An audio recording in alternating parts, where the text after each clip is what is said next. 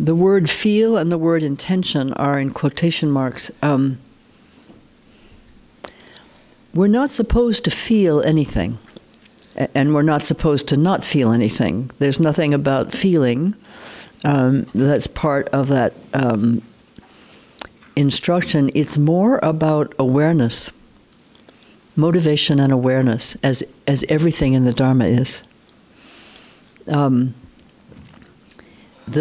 The intention that we formulate in the mind, the intention to be of benefit to beings, to liberate beings, to have benefit for the world, that intention is bodhicitta.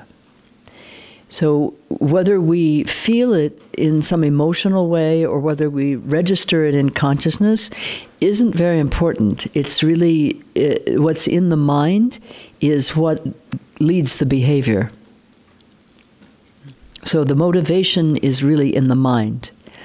In addition, though, we've had the experience today of the exercise in equanimity where we consciously generated great love and appreciation and compassion. Yeah, and that's in relative reality in our emotional and mental, existence. So that we know now through the equanimity practice, we know that we have the ability to generate love and compassion and warmth for others. We know that because we've practiced it now. We may not have realized the powerful, the power and the vastness of our capacity to generate love and compassion. We may have thought of it more as on the emotional level, either we feel love and we feel compassion or not, but actually it's about intention. And the intention being clear to generate love and compassion, we do that.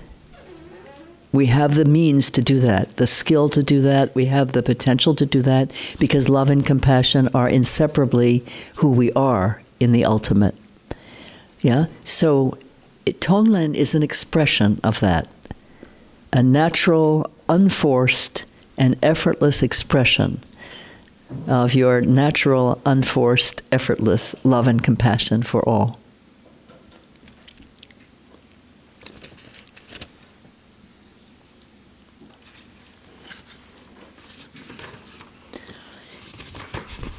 Can you discuss how sitting or meditation is connected to or can lead to enlightenment?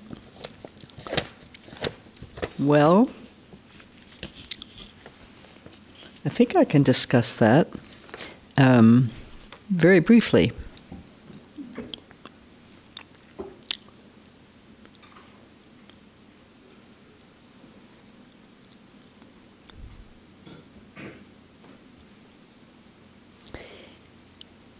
I don't think that meditation or any practice leads to enlightenment, because enlightenment is a kind of conventional name for the state of pristine, limitless, uncreated being that we already are.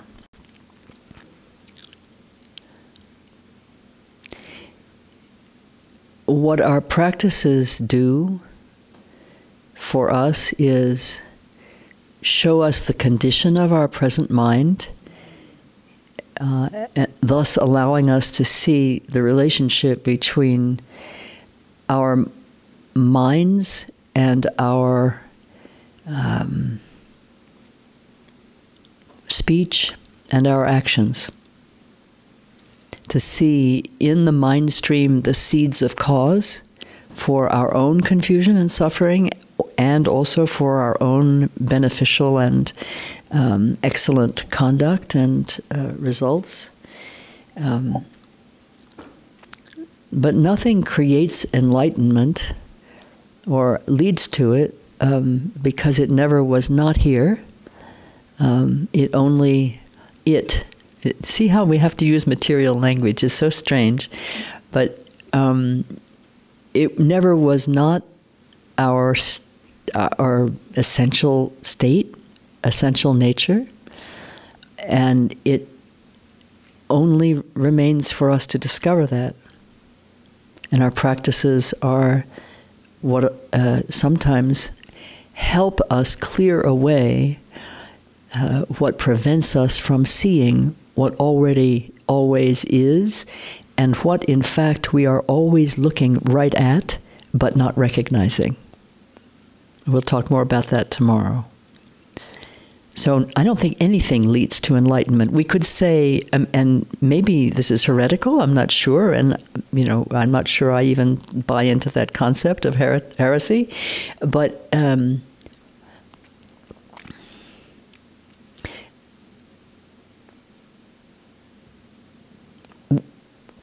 since what we are pointing to with the word enlightenment is the uncreated natural state, it's the not doing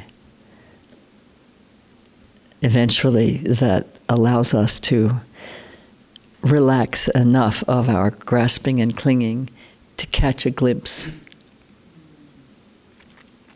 And now let me speak about the glimpse, because the normal reaction to catching a direct glimpse of the true nature is to grasp for another glimpse, or to try to extend the glimpse you just had, or recreate the circumstances. I was sitting right there and I was looking in this way, in that direction, at that time of day. Well, it doesn't really work like that. Grasping occludes our direct seeing, makes it harder and harder for us. The more we grasp at the enlightened state as we imagine it to be, the more it seems to recede from our perception.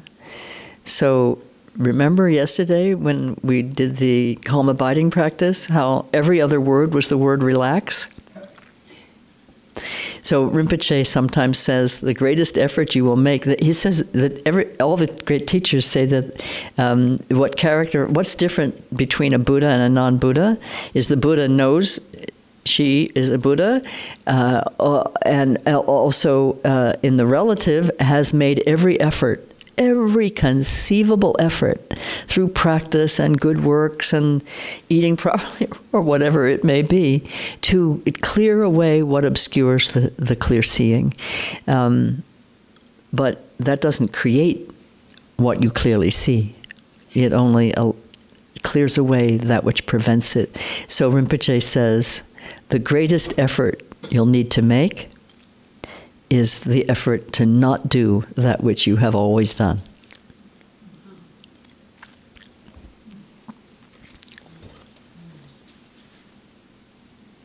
And boy, is that a slippery melon.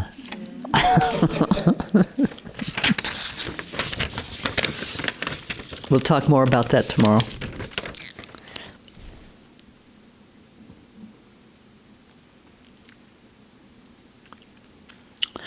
Well, this one seems to be about, there are a few here that have to do with intimate relationships. Well, the first one, can you kindly illuminate what are affairs? My best guess, grasping for love, connection in wrong place, or self-grasping, intense lust, self-hatred, fear. I wish to generate compassion for someone who had an affair. Well, then do so.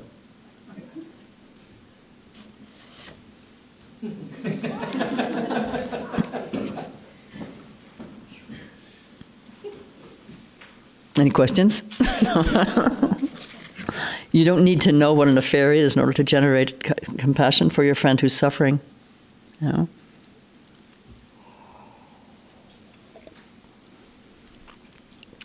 Please talk about humility. On the Bodhisattva Way or path, the value of self-love and compassion, when it feels like we literally come last and may not feel so important. If no self-grasping, we are all important. P.S. Yes, just remembered. I think I require a little further elucidation as to the meaning of this question. So if you don't mind, I'm going to return it to you and ask for it again tomorrow, because I don't really understand it, unless you want to elucidate it now. I don't know what's being asked. Please talk about humility. Am I addressing the correct person? At the end it says Jai, so I'm assuming I'm speaking to the right person. Yeah, actually you answered the question this afternoon. I answered the question? The second, yeah. I did? Yeah. Okay, good. So it was answered. Let me say something about humility, though, since the word has been spoken among us in this select company.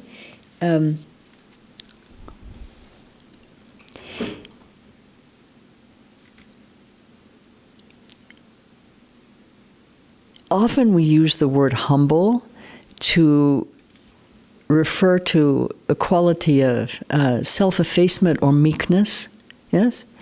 And it's not a denigration, it's not a negative, but to speak of those qualities of selflessness and perhaps meekness or mildness.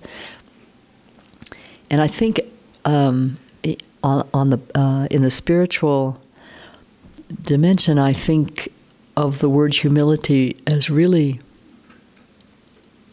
pointing to knowing who we are, and therefore, understanding the nature, the true nature, even just conceptually at the beginning, because that's how we function. Even conceptually understanding a little bit about the self having no inherent existence, although being very strong in our relative reality experience, even beginning to penetrate that mystery of the union of appearance and emptiness that we are, that all phenomena are, humility grows so sweetly in that soil. As we turn over that soil a little bit at a time,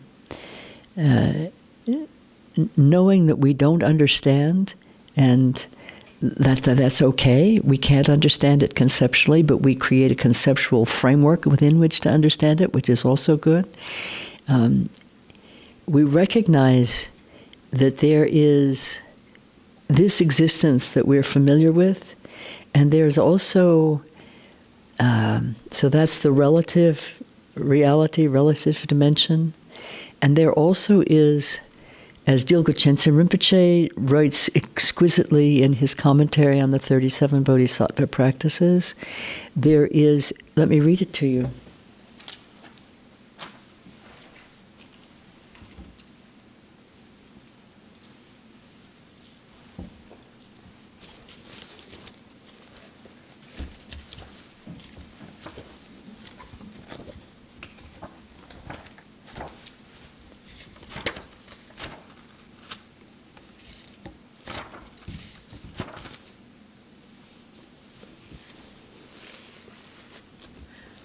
Dilgo Chense Rinpoche calls us to the deep inner courage that it takes to be ready, out of compassion, to work over many eons for the sake of beings, and to face without any fear the highest truths of the teachings, that ultimately all phenomena are totally empty by nature, that emptiness is expressed as radiant clarity, that there is a Buddha nature, a self-existing primordial wisdom that is uncompounded, and an absolute truth beyond the reach of the intellect.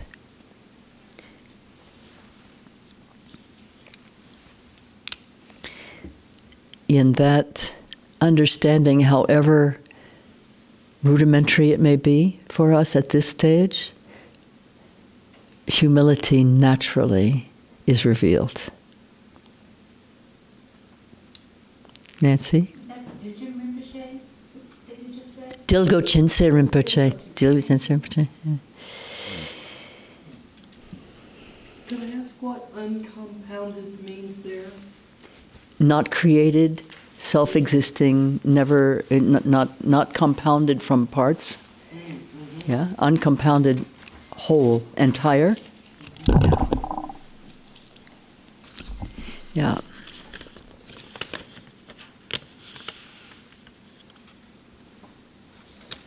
Will you please share suggestions on how to work with loud physical pain in meditation? That loud must mean pain that is clamoring for your attention. Yes? I've heard various proposals about how to work with that.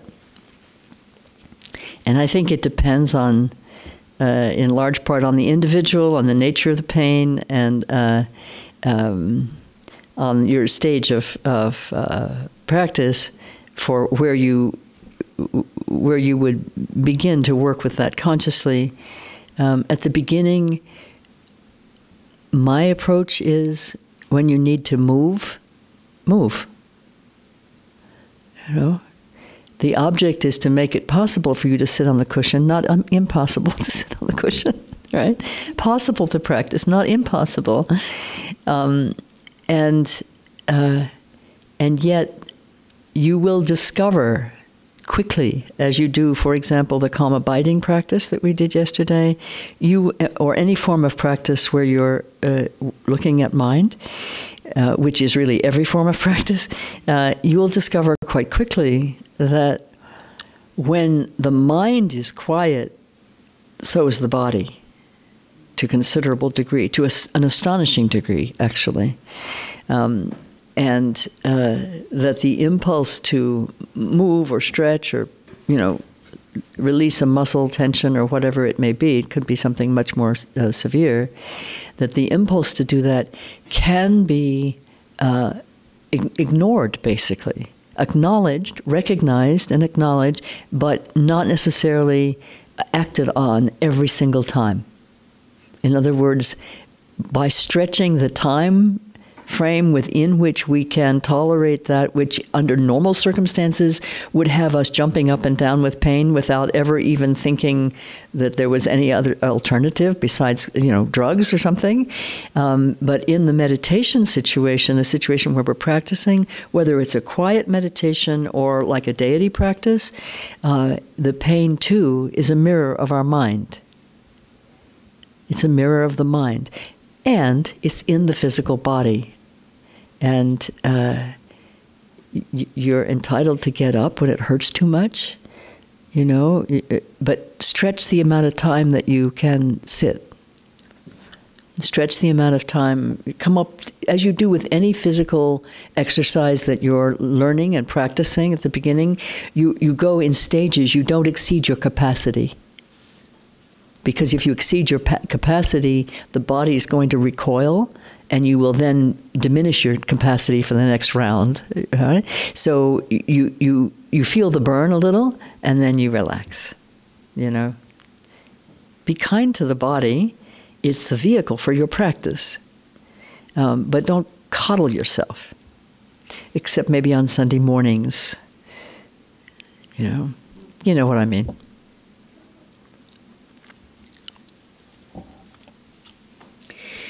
Sometimes people have excruciating pain, physical pain. I certainly have had, and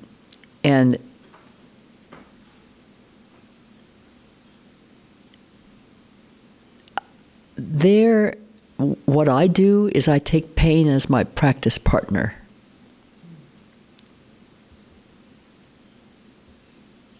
We're in this together, pain, you and I. Let's ride this horse best we can. So I don't make a separation between me and the pain. I don't recoil from it or try to push it away or try to suppress it. I just welcome it. This is part of my experience. What am I going to do? Repudiate it? How does that work? If you say no to your experience, you say no to what is, you're in a state of opposition to what momentarily at least is your reality. That is not a helpful state to be in. Much better to make friends with the enemy, and then there's no enemy. Okay?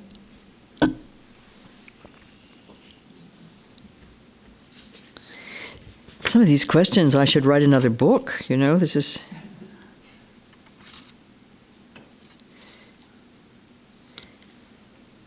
I responded to that one.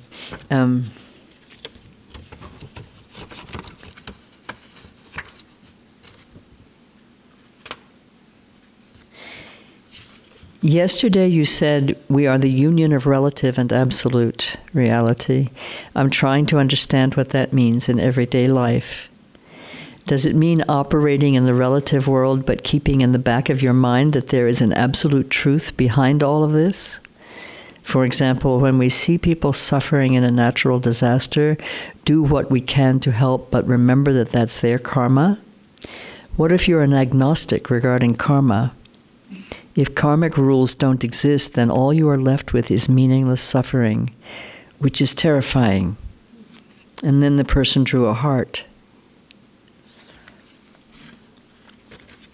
Doesn't sound terrified to me. Said the word terrifying and then wrote the symbol for love.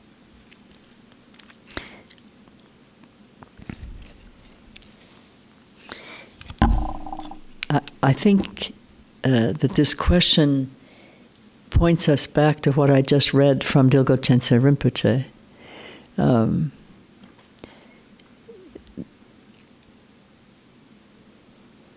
To live our lives thinking we're transcending the conditions of relative reality of our worldly existence is a kind of spiritual escapism and creates more of a false duality.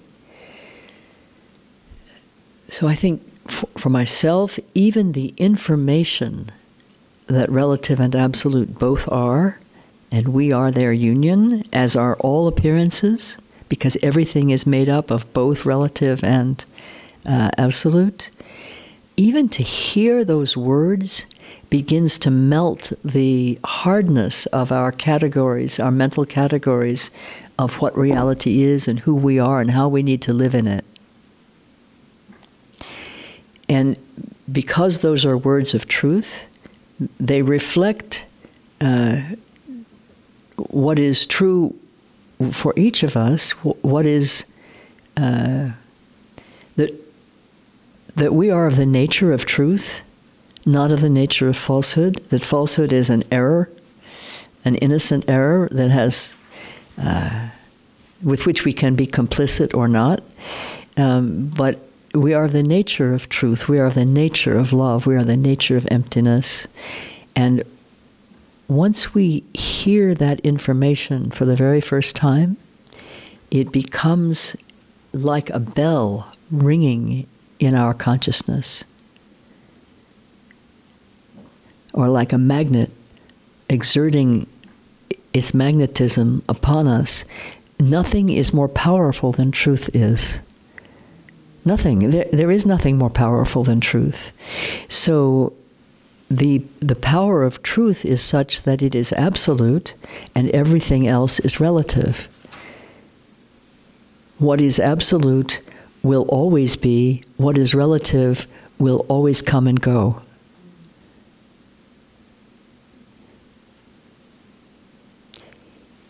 Living in the world with those two pieces of information changes the terms of your engagement with the world.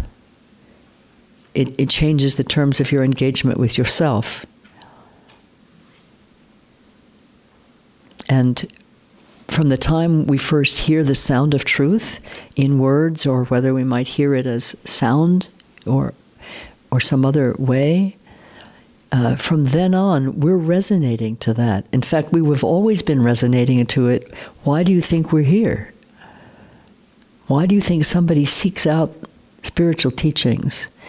Why do you think somebody desires peace in the world? Why do you think somebody wants for beings not to suffer? we're resonating always to the intrinsic nature, to the true nature. Always, always, always. Occlusion means covered up or obstructed. That's temporary. It's just temporary. And in itself, it's not solid either, but we experience it as very solid. So being in the world with the information of Dharma, the Dharma teachings, which are lineages of truth and love, being in the world with access to these teachings and with having received even one teaching of the Dharma is to receive the entire Dharma. And certainly to receive this text is to receive the entire Dharma and to hold it in your hand. We live with the knowledge of both relative existence and all of its challenges and joys, and the realm of the absolute, or the dimension of the absolute that Dilgo Chense Rinpoche is describing as being the essence of our nature. We hold them like this, perhaps in our conceptualization, but between these two hands is this. And this is where truth resonates. And this, in the Tibetan tradition, heart and mind at a certain point are really considered the same. We no longer differentiate. So we use the word mind. So the truth is always sounding like a bell in your mind. It's always calling. It's always speaking your name, basically. That's how to live in the world. Listening. Listening for the sound of truth. And going where it takes you. That's an important part of it.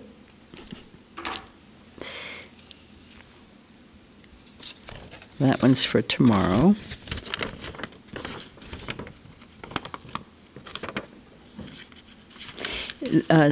There are a couple more here that are about relationships. I think maybe I'd like to get those tomorrow.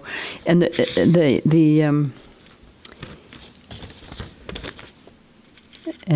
want to say again that there's a question about silence.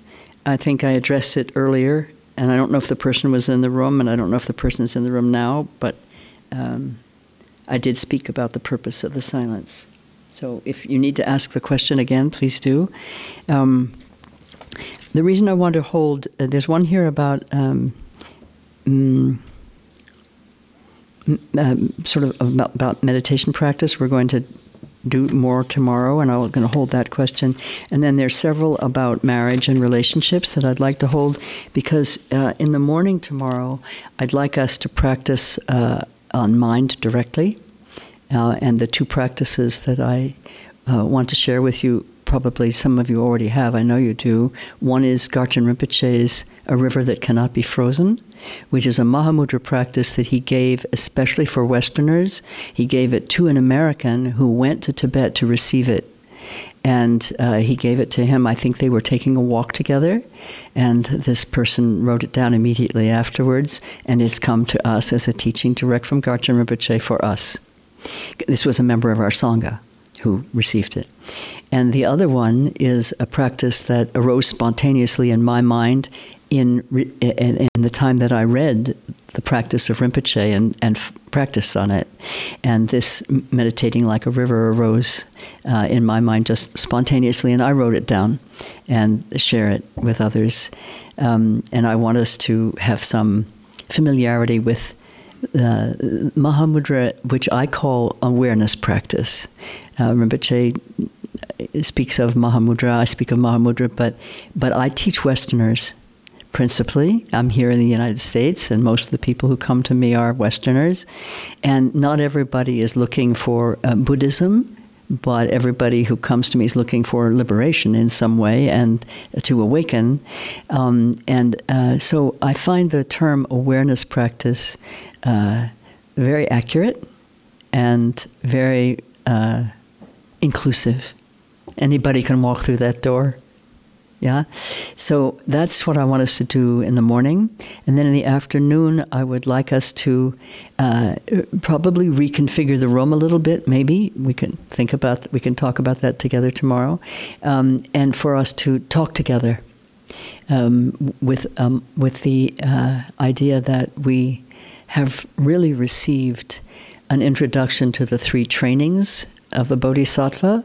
The third one tomorrow is about the non-dual, and that's called Undefended. And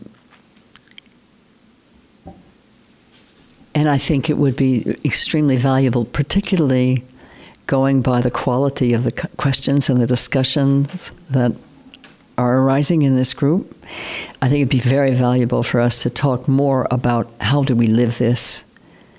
How do we live this? How do we lift our lives into the Dharma in this way? And so, fairly free form.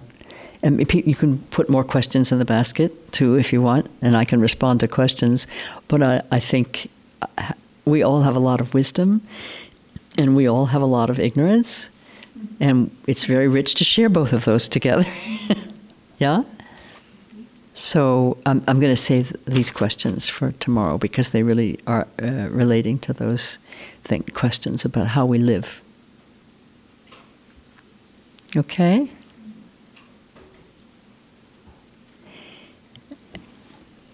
I am really grateful and joyful to be with you. I love the quality of your attention. And I love the receptivity of your heart-mind.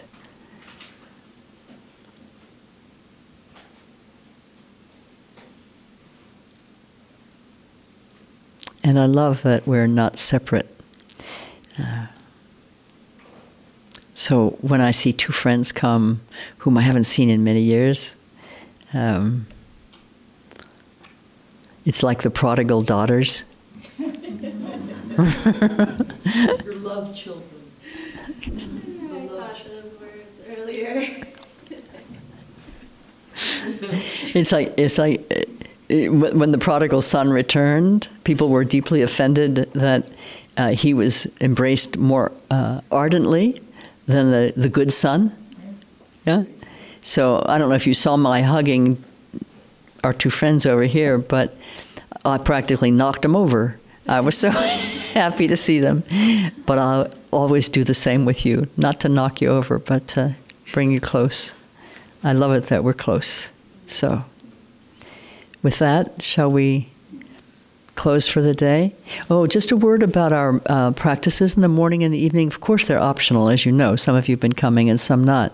And if there's, if there's a time when you just need to step away, something we talked about earlier, if you just need to step away and be alone for a bit, the morning and the evening practice times are excellent for that because they're at the time when the sun is at the angle where the light is just wonderful. And don't feel don't feel obligated to come if you don't want to. But you could feel a little tug.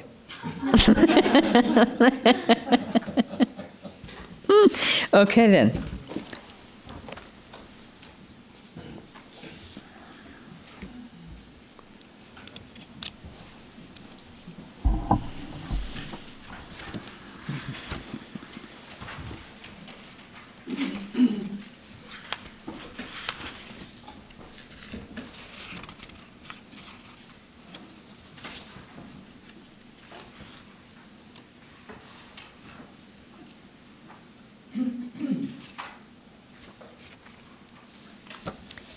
Let's do page 9.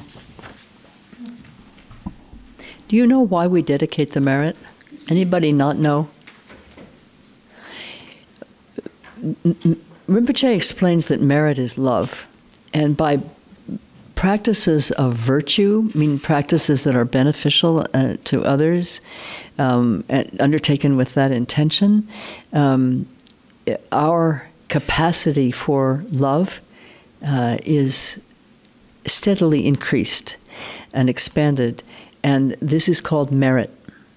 And on the path, in order to attain Buddhahood, we have to complete what are called the two accumulations, the accumulation of merit and the accumulation of wisdom.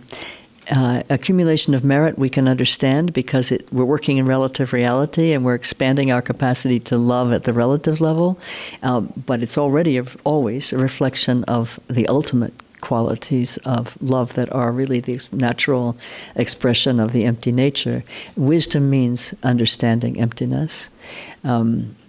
It doesn't mean necessarily a complete realization of emptiness, but it does, at our stage, but it does mean beginning to develop a bit of an understanding. So the accumulations of merit and wisdom are called the two accumulations, and the merit that we generate, we give away at the completion of virtuous activity. Virtuous meaning beneficial. Because the bodhisattva motivation is dependent upon mind. It resides in the mind, it arises in the mind, and it's maintained in the mind. And as such, it is very easy to diminish or break that commitment because it's in the mind. But also completely easy to repair instantly because it's in the mind. So no harm is done unless you don't recognize it and you continue to let it diminish. Because of the nature of a vow or a commitment that's held in the mind, that is a kind of inherent, not inherent, but a relative fragility that we need to constantly be attending to our bodhicitta and building it, letting it become stronger and deeper. And sometimes we feel very one with our bodhicitta when we're sitting here in the temple. And then we might get up and walk out of a temple and stumble over somebody's carelessly placed sandal, and that diminishes bodhicitta just a little. It diminishes the merit that you've just accumulated. So first, before we get up and leave, we give it away. It's like our bodhicitta that is generated and increased by our being together in this way and practicing and studying together for the benefit of all. Is like a drop, a little tiny drop of bodhicitta nectar, and we give it to the ocean of bodhicitta that is limitless and uncreated, and therefore our bodhicitta becomes all-powerful, as all-powerful, already existing bodhicitta is. Yes? So, page 9. Dorje Chang, Tilopa, Naropa, Marpa, Milarepa, Dharma Lord Gampopa, Parmodrupa, and Lord Drikongpa, please bestow upon us the most auspicious blessing of all the Kagyu-lamas. By this virtue may I achieve omniscience, by defeating all enemies, wrongdoing. May all who travel on the waves of birth, old age, sickness, and death cross the ocean of samsara. Bodhicitta, the excellent and precious mind, where it is unborn, may it arise. Where it is born, may it not decline, but ever increase higher and higher. I pray that the Lama may have good health. I pray that the Lama may have long life. I pray that your Dharma activities spread far and wide. I pray that I may not be separated from you. As Manjushri, the warrior, realized the ultimate state, and as did Samantabhadra, I will follow in their path and fully dedicate all the merit for all sentient beings. By the blessing of the Buddha who attained the three kayas, by the blessing of the truth of the unchanging Dharma as such, by the blessing of the indivisible Sangha order, may the merit I share bear fruit. Thank you. Remember that we're still in silence until tomorrow. When we come into the room tomorrow at 9, we'll be speaking again. Enjoy the silence. Enjoy the beautiful evening. And see some of you later.